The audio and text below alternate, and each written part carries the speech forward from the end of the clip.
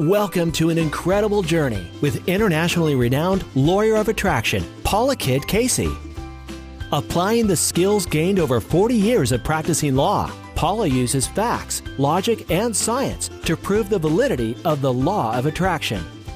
Join Paula each week as she explores unique concepts, allowing you to rediscover the wisdom of the ancient masters, all while weaving in the science that proves magic really does happen. If you yearn for a life change or want to rediscover your passion, then share the path with Paula and begin to love your journey every step of the way. Welcome to the Law of Attraction Radio Network. Hello, my name is Paula Casey, and I have the privilege to be your host today for the very first episode of the Law of Attraction. And I am so pleased and honored and excited that I've been given this opportunity to be able to spend some time with you each week. And I want to thank Jules Johnson for actually creating this entire platform. You know, about 4 months ago, she had me on her program. She interviewed me because my book, holding it up for those that are on the radio, The Lawyer and the Law of Attraction, came out in February. She was kind enough to have me on a radio show. And we just really hit it off. And I was so impressed with the vision that she had 11 years ago and how she actually had put it to good use to bring this information to millions of people, as far as how important the natural laws of the universe are and how there's science that validates all this information that we've been taught in the very beginning by our ancient masters. So today I want to share my story with you, but before I do that, I want to welcome everybody that's here, whether you are 18 and you're searching for something to do with your life, or you're 22 and you just got out of college and you're still searching for something to do with your life, or you're, you know, in your mid-40s, you're having a midlife crisis and you want to do something else, but you're not sure what it was, or someone like me, a baby boomer that has had a career. I've been a divorce attorney for the last 40 years, that you know, we're not done yet.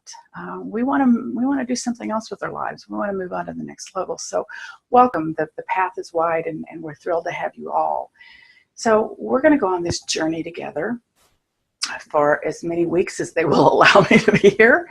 But I want to kind of tell you where I started 20 years ago, when I've been practicing law for about 20 years. I realized this is not really what I wanted to do, because, you know, when you're 22, you have no idea what it is that you want to do with your life. But you know, you're kind of settled. You've got a job. You've got responsibilities, and I started having this yearning, and I couldn't even describe what it was. I couldn't even describe what the questions were, let alone look for the answers. Well, I ignored it for years, you know, and this inner voice kept talking to me, and I kept pushing it down with, you know, buying more things and buying more clothes and spending more money and eating more. And after about 10 years of this yearning, all of a sudden, I started having horrible anxiety attacks.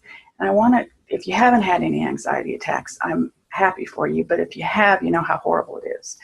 So I want to kind of give you a run up to how that was and how I got there.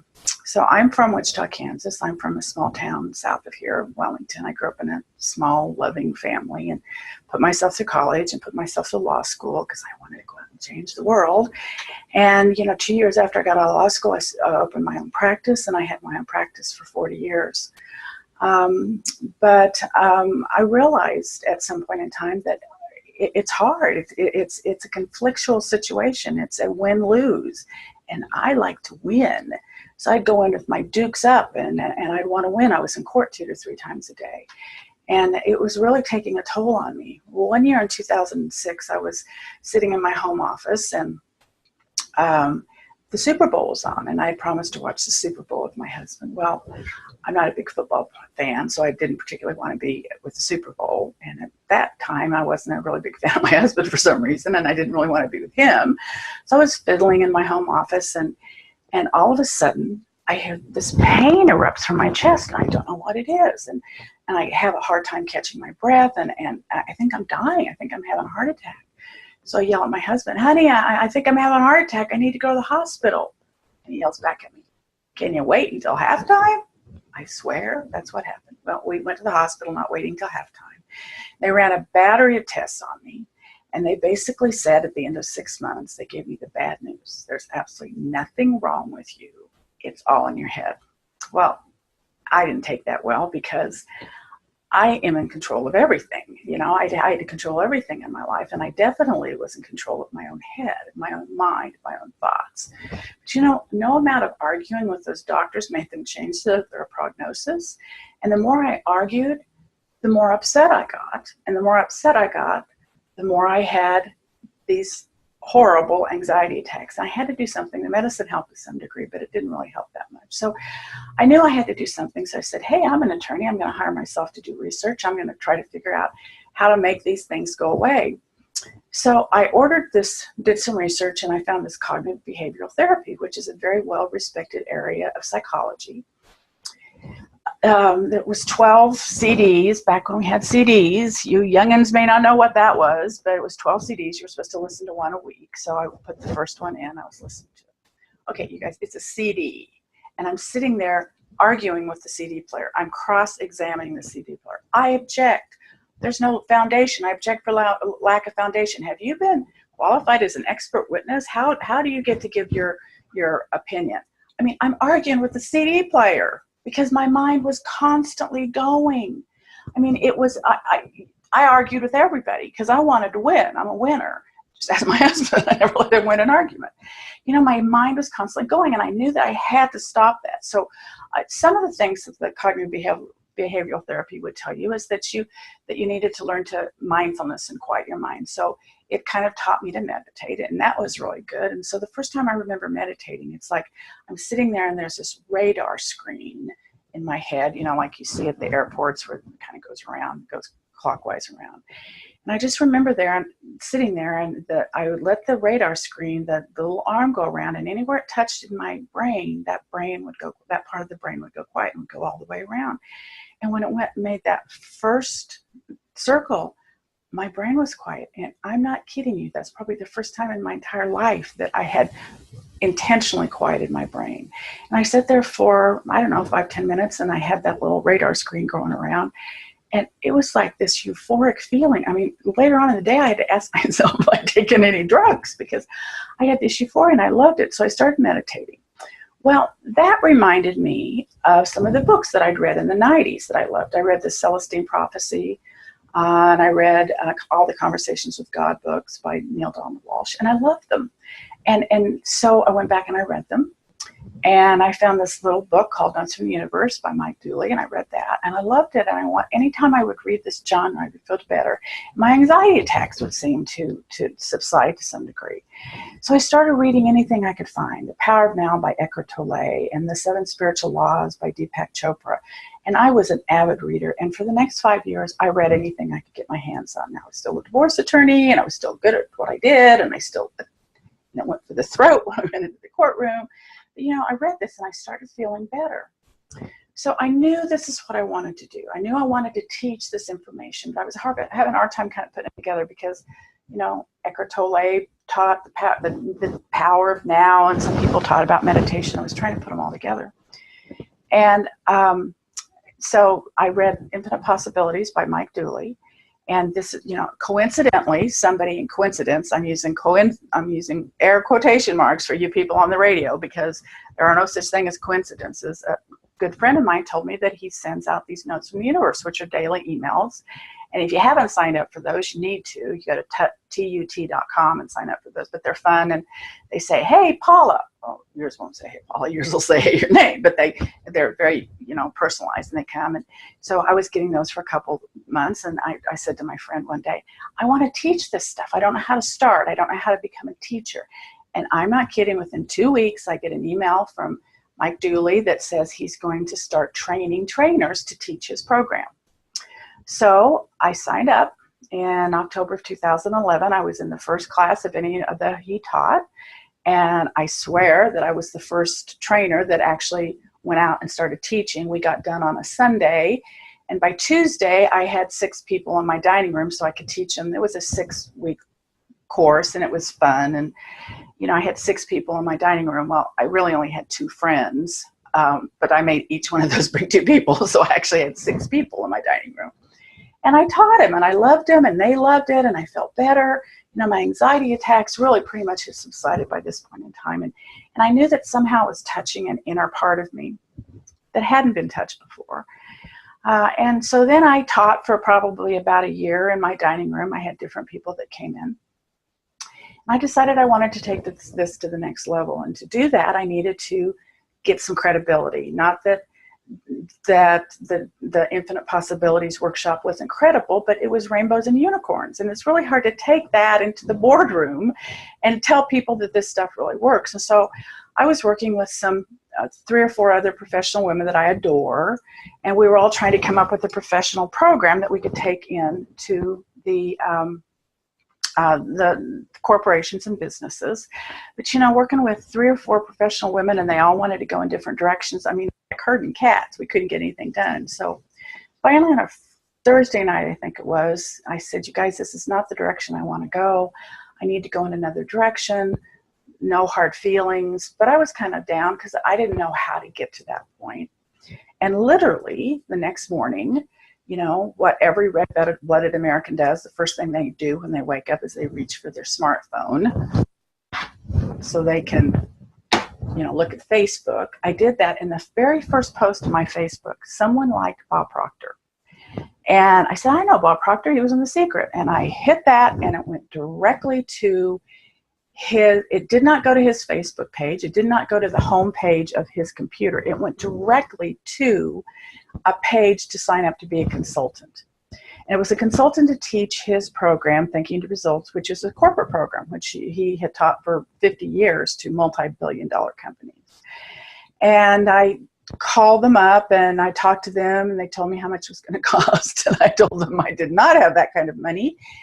And so then they called and they said, hey, we got Bob Procter on the phone. He wants to talk to you. And he got on the phone, and Sandy Gallagher, who's an attorney that actually put this program together, got on the phone and convinced me to sign up. And I did, and I'm thrilled that I did.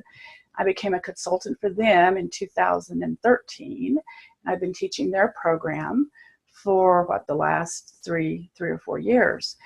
But I found out, even teaching that program, that was missing something. It was missing something that I wanted to bring to the party. It was missing a component that I wanted to bring to people. And so I decided to write a book. I started writing the book about 2 years ago, and it took about, 9 months to write the book and then to get it published. And I've written a program based on that book. My program is called Your Outrageous Life, and you can go to my website, lawyerofattraction.com, and you can find that, Your Outrageous Life, and it's an 8-week program, and it's pretty much based on my book. And so that came out, as well as my book came out in the end of February, the beginning of March, and that is when I got hooked up with Jules. So when I tell you things can be manifested, I am telling you that this shit works. And I don't know if I can say that on the radio. I'm brand new to this. But I am amazed. I wanted to transition from my business as being an attorney to this, but I didn't know how to do it. I didn't know how.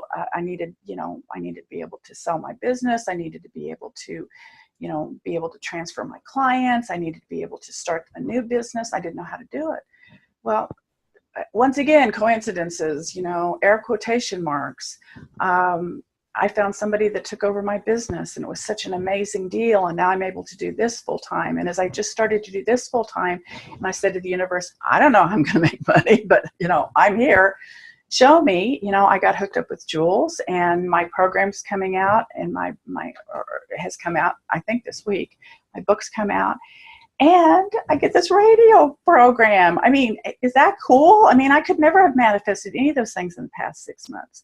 So this has been an amazing journey, and I want to share with you some of the information that I've learned to get to this amazing journey. So now my stuff is upside down. Okay, if I can shed some light on your journey so it doesn't take you 20 years like it took me, I would be absolutely honored. And I think I can. I think I'm a train. I think I can because I've lived it. And one of the things that you need to do is you need to be able to experience what you're teaching. And I've done that. So, one of my beloved mentors, Bob Procter, says he has a license to brag about all this information because none of it's his. Well, I have that same license to brag because none of it's mine. All of this comes from ancient masters. It comes from, contemporary teachers. It comes from the scientific community. And hopefully this information is going to ring true to you, because some of this is my insights, but you're going to have some insights into this whole thing too. So I want you to listen to this information and see if you can remember any of this stuff. And you're going to say, well, how can I remember it? I don't know this stuff yet. Well, I love the word remember, and I'm going to read you the definition of remember. Remember is to have or to be able to bring up in one's mind an awareness of something from the past. I love the word awareness too. We're going to talk about that in a minute. So memory is to be able to bring something up from the past. And I looked at the Old English origin. Re means expressing intensive force, and memor, M-E-M-O-R, means mindful. So remember means to express intensive force in a mindful way, as in remind. We're going to go back into our mind. So remember basically just means we're going to start using our mind. And if something actually is ringing a bell with you, and it's ringing true, then something inside of you remembers this information. It's your higher self or your soul. Something else inside of you is remembering this information. So I love the word remember, but I also love the word awareness. And awareness is, if we're not aware of something, we don't know what we don't know. So if we don't know it, we can't even try to research it. We can't even use any of the information contained in it to implement in our lives, to take our lives to the next level. So awareness is the very first thing we're going to be talking about. And awareness starts out by being curious, or having that yearning, or reading something that's touching that part of you that something hasn't touched, like all the books did to me when I started out on that. So you got to be aware of these natural laws of the universe before you can actually take advantage of them. And there's different levels of awareness.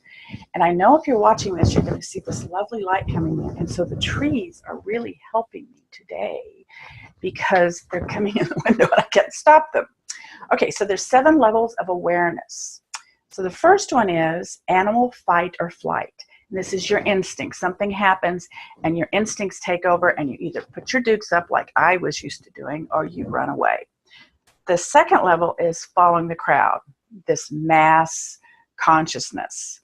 It's conformity. So the opposite of courage is conformity. If you have to be able to get away from the crowd to live to the next level, for us to be able to go on this journey and actually take our lives to the next level. So the next one is aspiration. We know there's something out there, we're aspiring to something, but it's desire without action. We have not taken that action that we need to take. The next one up, which would be our fourth one, is an individual. You start expressing your uniqueness. You start understanding that there's this uniqueness in you. And then we have that you're disciplined enough to give yourself a command and follow it. You're aware of these rules, these laws, you know how they work, and you give yourself a command and you're able to follow it. The sixth one is to experience real learning. You actually have to experience it. It's not just book savvy. You have to actually go out and experience the real learning. And the last one is mastery of awareness. And that's when you learn to respond to the outside world instead of react. React means you allow the outside world to control how you're feeling. But respond means you're going to take control and you're going to determine how you're going to respond to the outside conditions. And once you're aware of these things, and we're going to talk about a lot of these things down the road, then it really makes a difference on how that you live your life. I'd like to talk to you about a little book by the name of U Squared. U Squared, you can get it on Amazon. It's skinny. I used to have it around here somewhere. It's around here somewhere. It's by Price Pritchard. He's from Texas. He has his PhD, I think, in business consulting, something like that. It's a great little book about awareness. But there is a story that starts out at the very beginning. And he's talking about the fact that he's sitting in this little in Vermont. He's over by a window and he's having lunch, and the window is closed, and there's a little fly, and the little fly is trying his hardest to get out this pane glass window, and he's going up and he's going down, and he's backing up and he's trying to get more speed, and he's going to live the rest of his life trying to get out that little window, that glass window that is closed. But if he would just turn 180 degrees and see that there's an open door, he could fly out. So trying harder, doing what he's doing isn't helping. So if somebody tells you to keep trying harder and it's not working, it's because you're not aware of the other options that are out there. And we need to learn to turn 180 degrees and see that there's an open door. And that's what awareness is. The knowledge of these universal laws give you the awareness to pick different options in your life. And there's so easy options. I mean, it's just a different way of thinking. And once you do that, it's literally like you're in this current, this ocean current that's taking you to your dreams. So until we are aware of something, obviously, once again, we can't use it in our lives. So Andrew Carnegie was the richest man of the world in the early 1900s. And he said this, and I'm going to read this to you. Everyone comes to this earth blessed with the privilege of controlling the mind power and directing it in any way that they choose. But everyone brings over with him the equivalent of two envelopes. They are labeled riches and penalties. The riches that you may enjoy if you take possession of your mind and direct it toward the ends of your choice. But the penalties are what you must pay if you refuse to take control of your mind and use it to your advantage. And we don't even know that we have the ability to take control of our minds. We don't even know some of these amazing options that are out there. And that's what I hope that I'm going to be able to share with you when we're on our journeys. So Neil Donald Walsh said something I love. Life begins at the end of your comfort zone.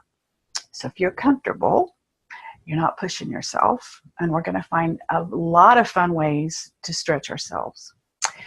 One of my favorite authors and philosophers is Joseph Campbell. He was a professor in the 1950s at Sarah Lawrence back east. He was also a philosopher, and he was a mythologist, and he actually coined the monomyth, the hero's journey. And what he did is he went to every culture in every time period that he could, and he tried to find what they all had in common, what was running through every race, every culture, every time frame. And he did, and he called it the hero's journey. We're also going to talk about that in future episodes. But what he said was that you have to get rid of the life that you have planned to live the life that is waiting for you. And what does that mean? Let me tell you how we usually plan our lives. We are told to grow up. Darn it. We're told we have to graduate. We have to get a trade job, or we have to go to college and get a degree. And then we get married, and then we get a house with a mortgage, and then we have 2.5 kids. I've never seen that 0.5 kid in my life, but I love kids, so I'll take anything I can get. And then start a savings account for their college so they can go through that whole thing. That's the life they've told you to plan, okay? And there's nothing necessarily wrong with that. But you know what? There may be a life out there that you're supposed to be living that nobody's told you that we needed to plan it that way. So there's a great poem by Robert Frost. And once again, wink, wink, I'm doing the air quotations. I found it quite by incident. It's called Trial by Existence. You can find it on the internet. You can also go to my website, lawyearofattraction.com. And if you go to the resource section, it's under that. And it basically is a poem that he wrote about angels that are in heaven. They're getting ready to give a great send-off party to these souls that have chosen to go back to earth. And some of it's kind of difficult to understand, but the gist of it is people have chosen to come down here because they want to do something. They want to live life. They want to do something. And it says that you forget everything about heaven, and you forget everything about what happened prior to you coming down here, except one thing. And that is the thing that is supreme, that we're always going to know somehow in the depth of our soul, this passion that we have. And that's called the thing that is supreme. And that is what I want us to focus on, because that is the life that is worth living. And that is the life that is waiting for us. And that is the life that Joseph Campbell was talking about. So one of the first concepts that I struggled with when I started this at the age of 20 years ago, how old was I? I was 45 at that point in time, was the fact that we're supposed to be happy with what we have, but I wanted more. Because my mother always said, why can't you be happy with what you have? And so when I started realizing 20 years ago that I wanted something more, I felt guilty. I should be happy with what I have, right? And that wanting more means that I'm not happy with what I have. So I think it's a dichotomy. I think it's a contradiction in terms. Well, come to find out, not only is it not a contradiction in terms, those two things have to work together for us to take our lives to the next level. Because unless you're happy with where you are, you cannot get anywhere else except more of what you have. So you're going to say, well, if I'm happy with what I have, I don't need to go somewhere else. Well, in the universe, everything is either expanding or contracting, and so are we. So we're either growing or we're contracting. So you're either say, I'm happy with where I am, so I don't need to do anything else, but your soul knows you need to grow. Or I'm not happy where I am, and that's why I want to go somewhere else. But here's the deal. You can't get there from here. If you're not happy where you are, you can't get anywhere else. Because there's this thing called the law of attraction, which is what this radio show is called, which is what my book is called. It's the law of attraction. And I love Rhonda Byrne's movie. I think it got it out to the masses. I think it gave us a very good first blush. But it did not tell us all of the necessary components of the law of attraction. So the law of attraction means that into which itself is drawn, okay? It like attracts like. I think we all kind of know that. So we don't attract what we want. We attract what we are. But what we are is actually just a vibration. And we can change that vibration. We must become a frequency that matches what we want, and not be in a negative place and think we're going to get to a positive place, because all we're going to go get is more negativity.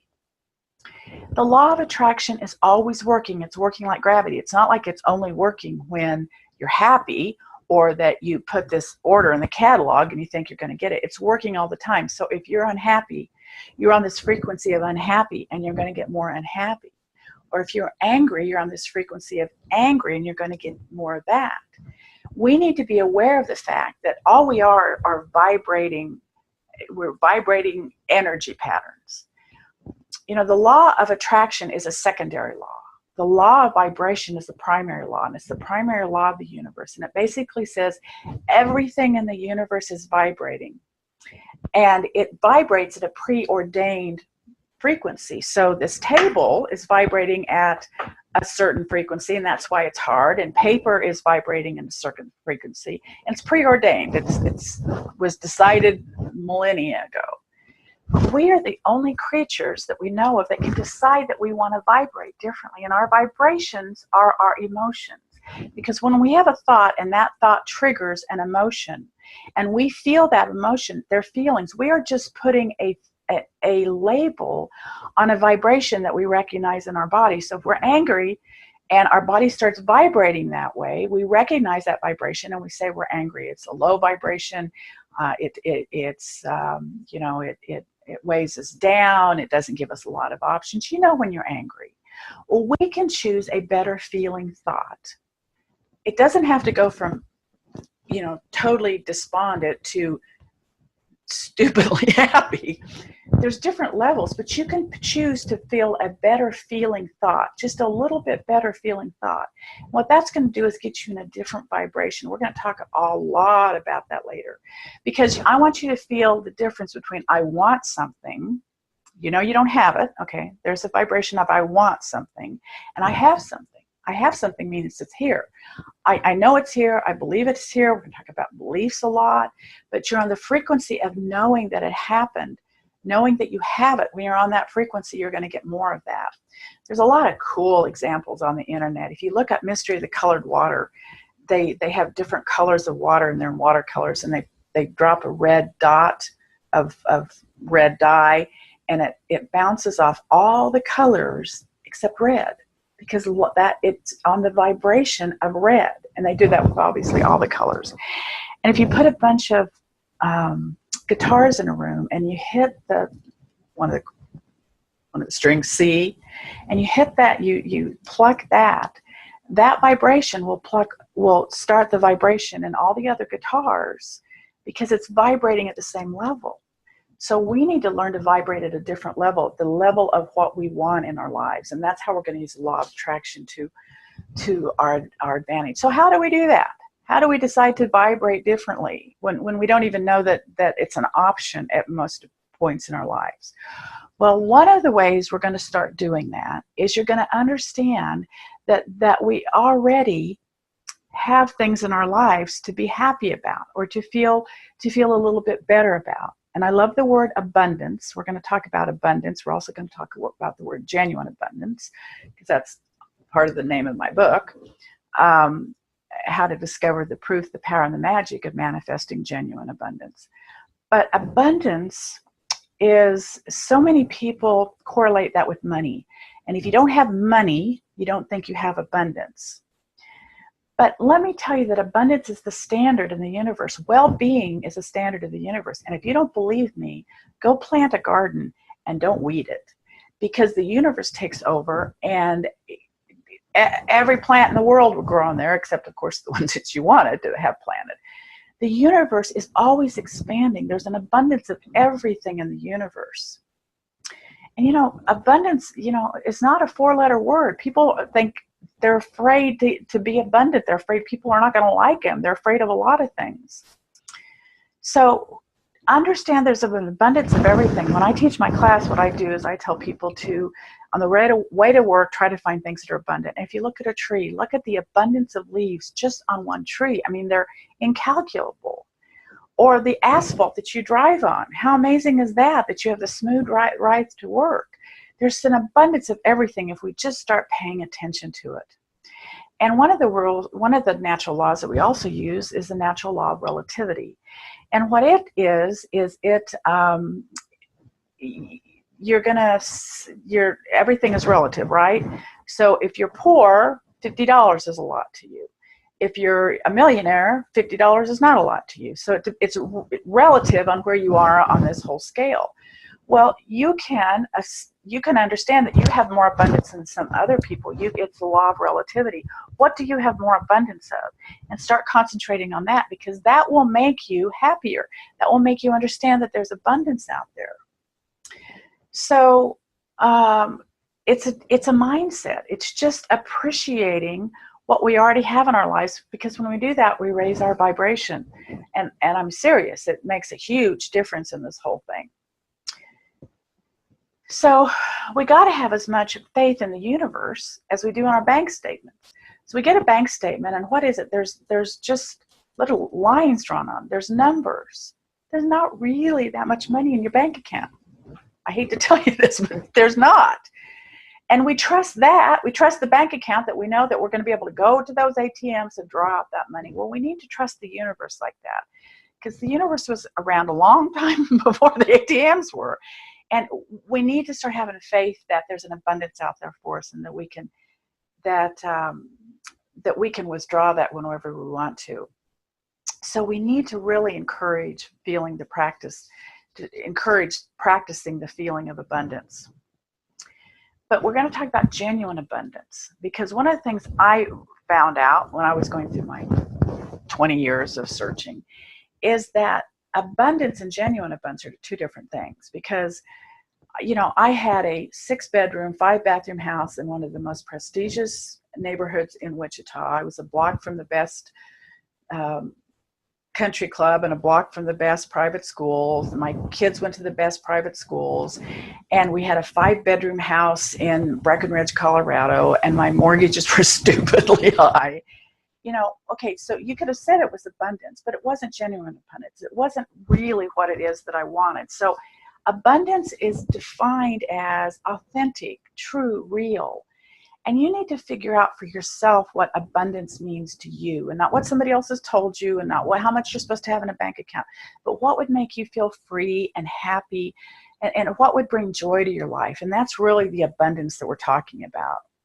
So first of all, you need to define who you are. Well, let's figure this out.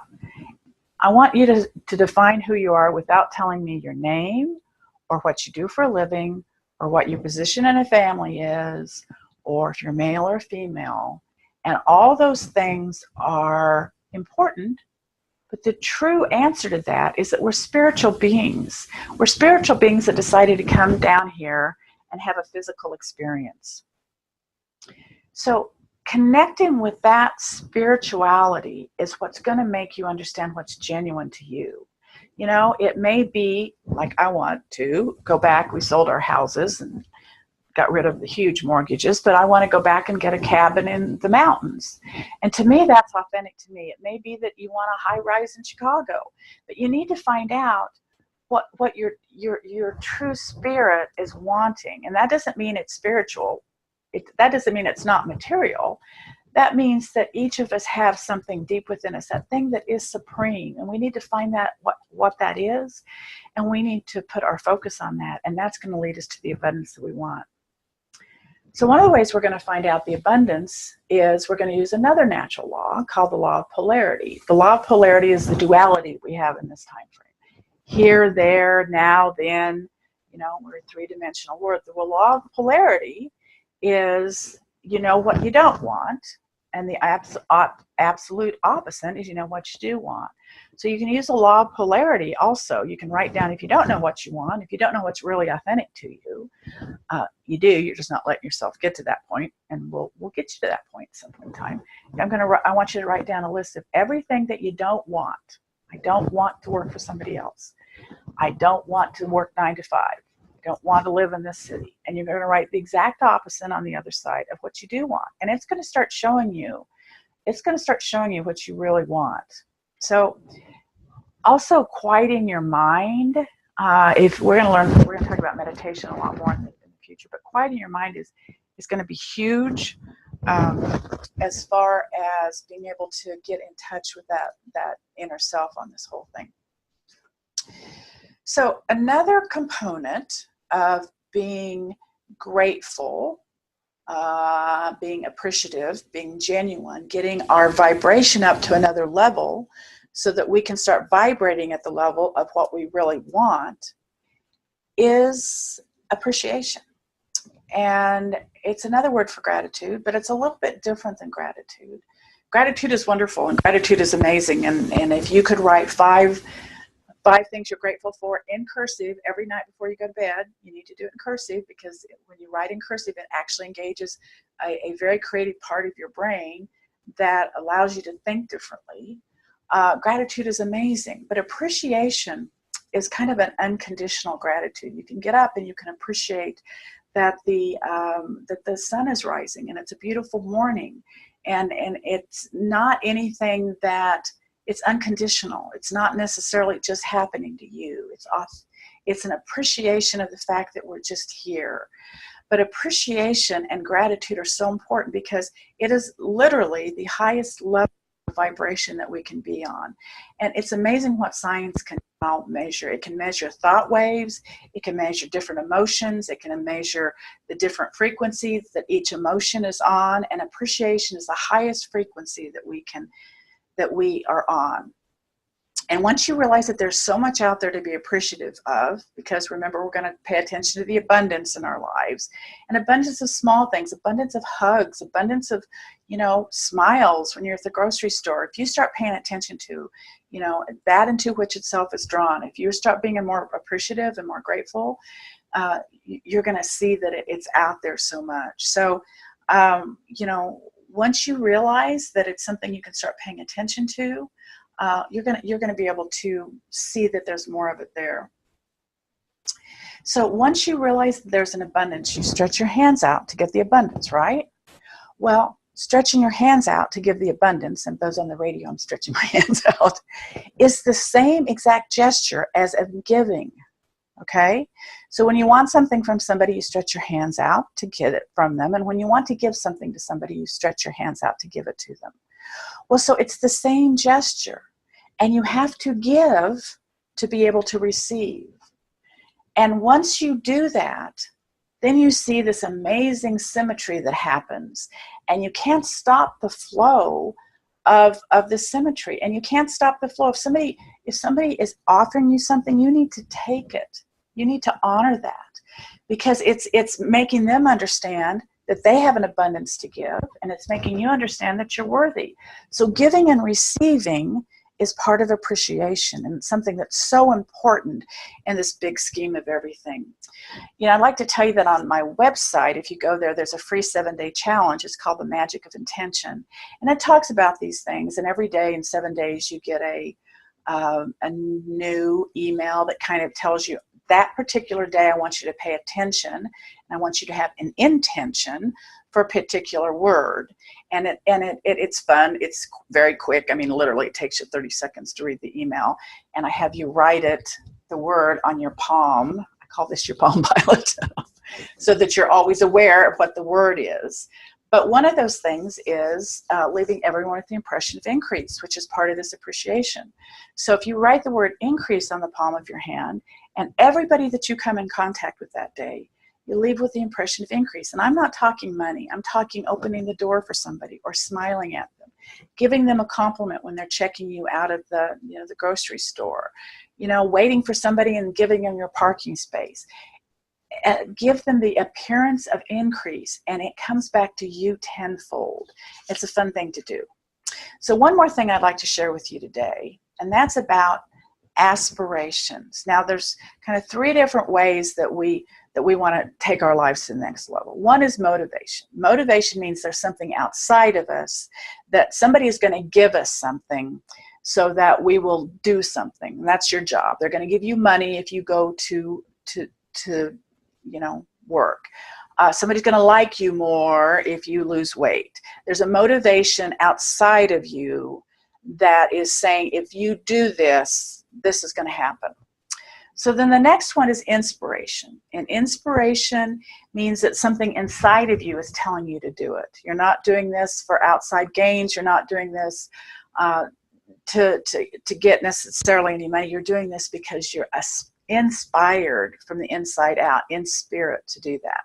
But then there's also aspiration, and it comes from even a higher place. And that is that thing that is supreme, that has come down with us from heaven. And once again, I'm using those air quotes, the thing that is supreme. So aspiration is I'm going to read you this definition. It's a steadfast longing for a higher goal, earnest desire for something bigger than oneself. And it's from the Latin word to breathe in spirit. And it's to get in touch with that higher self that knows what that thing that is supreme that we came down here to do. It's bigger than our goals and wishes. It's bigger than our plans. It is constantly evolving, yet it always stays the same.